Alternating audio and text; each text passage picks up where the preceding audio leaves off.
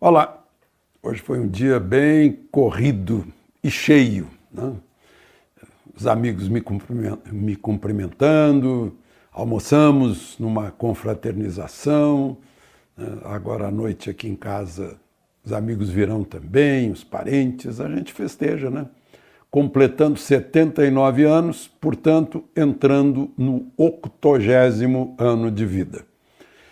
Eu fico lembrando do Churchill, em 1940, no ano em que eu nasci, que ele fez aquele discurso: nós nunca nos renderemos.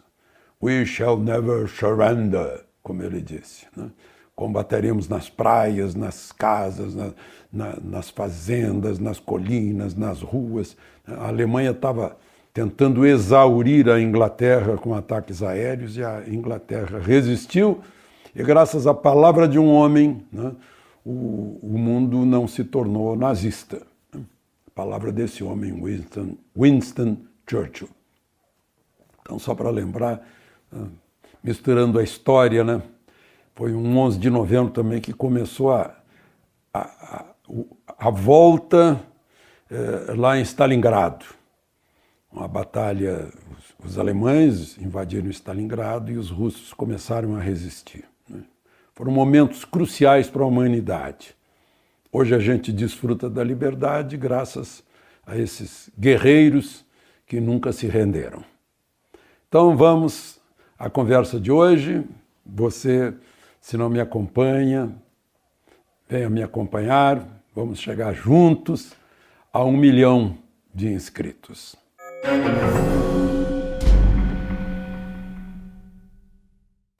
Hoje eu fui abastecer, fica no setor hoteleiro norte, e estava tudo cheio de policial, de estacionamentos proibidos, de restrições ao trânsito. E aí eu perguntei lá no posto de combustível, né, disse, o que está havendo? Vai haver algum show, alguma coisa? Não, é a chegada do Putin.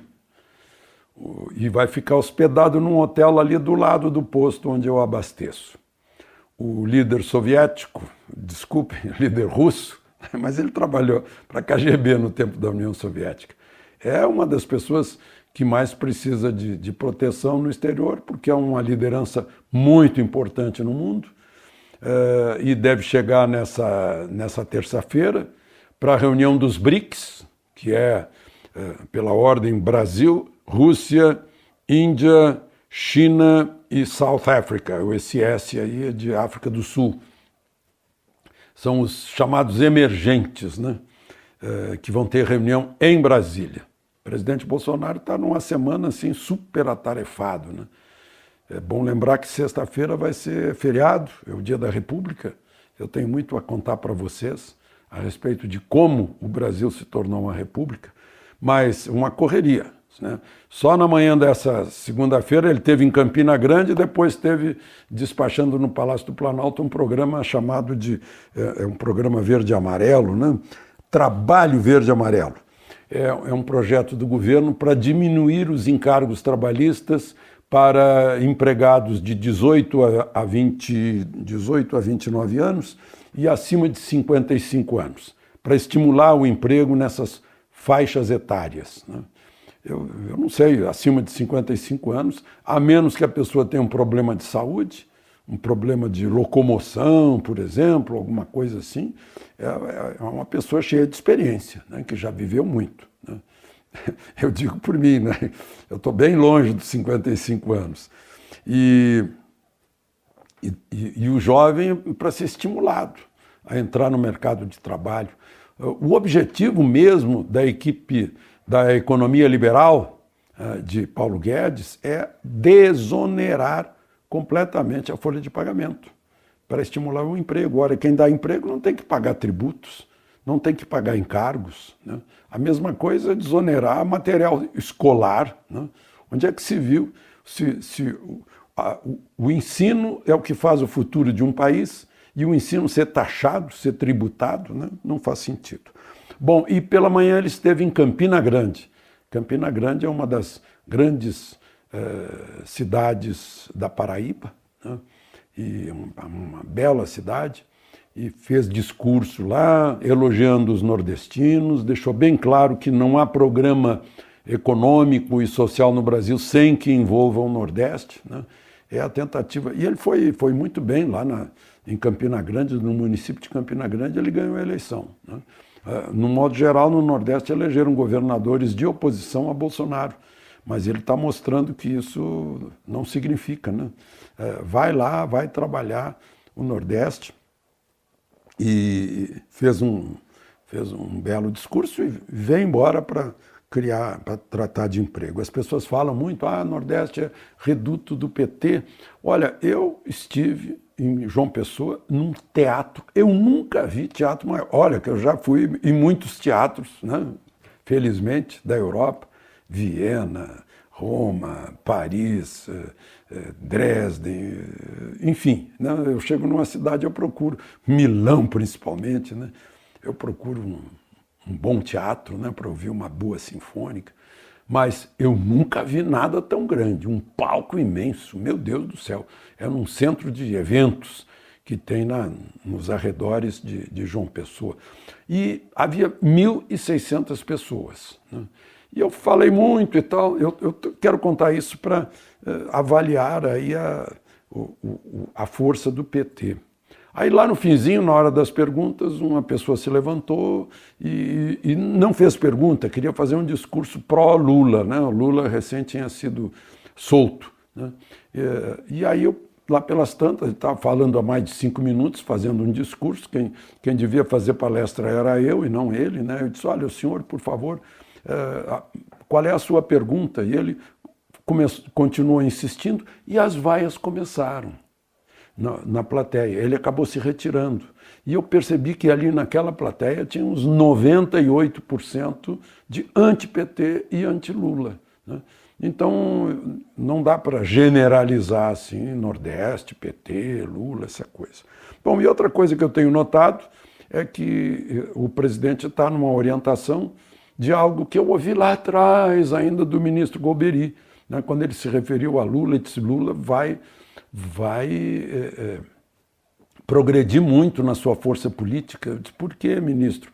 Porque ele é o sujeito de todas as frases, né?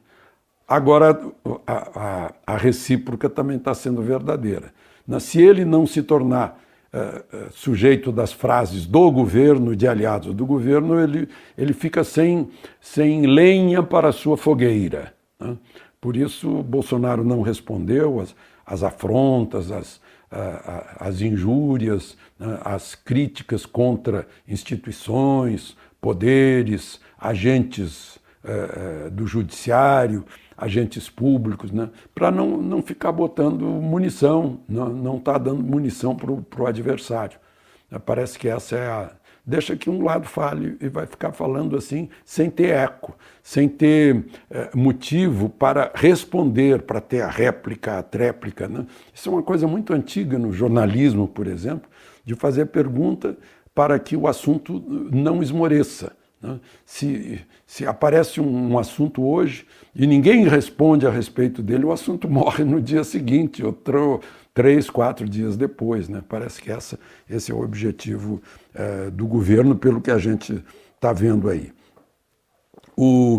Bom, falando aí sobre as consequências da decisão do Supremo da semana passada, de não ter prisão depois da segunda instância. O que é a segunda instância? É o encerramento do processo, sob o ponto de vista de provas e de fatos, né? Depois só fica aquele rame-rame de recursos. Quem tem dinheiro, quem conseguiu muito dinheiro na corrupção ou nos assaltos, no roubo de banco e tal, fica pagando advogado, fazendo embargo, e vai longe, né? Como eu dou sempre o exemplo de Maluf, que demorou 1/4 de século entre o crime e a execução da pena.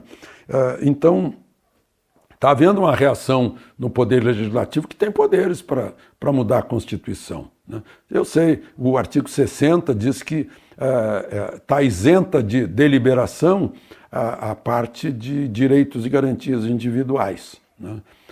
Portanto, seria uma cláusula pétrea. Agora, não diz que o artigo 60 está isento de deliberação. Pelo menos na leitura que eu faço é isso. Então tem que revogar o artigo 60 ou mudá-lo, né, para depois mexer nos direitos e garantias individuais, nessa parte aí desse terrível transitado em julgado. É mais ou menos igual ao direito adquirido, né, e coisas afins, né, que garante coisas permanentemente num mundo que muda, está mudando dia a dia, né? Agora no mundo digital muda de dia a dia, hora em hora. Mas, enfim, assim como está, um corrupto que tiver dinheiro jamais vai ser preso. Ainda que Lula, por exemplo, tenha mais 5 ou 6 processos, já esteja condenado em primeira instância, num segundo processo, só vai ter embargo, confirma-se a condenação na corte recursal, que é o Tribunal Regional, mas depois sobe para o Tribunal Superior e fica aquela enrolação, né? Então, por causa disso, numa segunda-feira, a Comissão de Constituição e Justiça da Câmara, que tem 49 membros, tinha lá 36 deputados prontos para discutir as propostas de alteração da Constituição. No Senado a mesma coisa, na Comissão de Constituição e Justiça. Agora pressa, né? É coisa tipicamente brasileira, deixa para depois e aí na última hora é aquela correria, aí faz mal feito, né? O Supremo, em 2016, já havia manifestado que há uma nebulosidade aí em torno dessa interpretação, né? Mas ninguém se mexeu lá no Poder Legislativo, que é poder constituinte também, né? Desde que tenha 60% dos votos na Câmara e no Senado, e ninguém se mexeu. Bom, então, agora mesmo tem 2 governadores reavivando a política do café com leite, São Paulo e Minas. Zema e Dória, né, os dois fizeram a declaração dizendo que estão apoiando, sim, uma mudança na Constituição para garantir que o sujeito, o culpado, possa ser preso, né? Porque depois da segunda instância, o culpado é culpado até o fim. Não tem mais deixar de ser culpado. O que acontece é que ficam discutindo o tamanho da pena e tal, como vão cumprir. Aliás, por falar em pena, né, tiraram as tornozeleiras 2 tesoureiros do PT, o Vacari Neto, e o Delúbio Soares. De Brasília, Alexandre Garcia.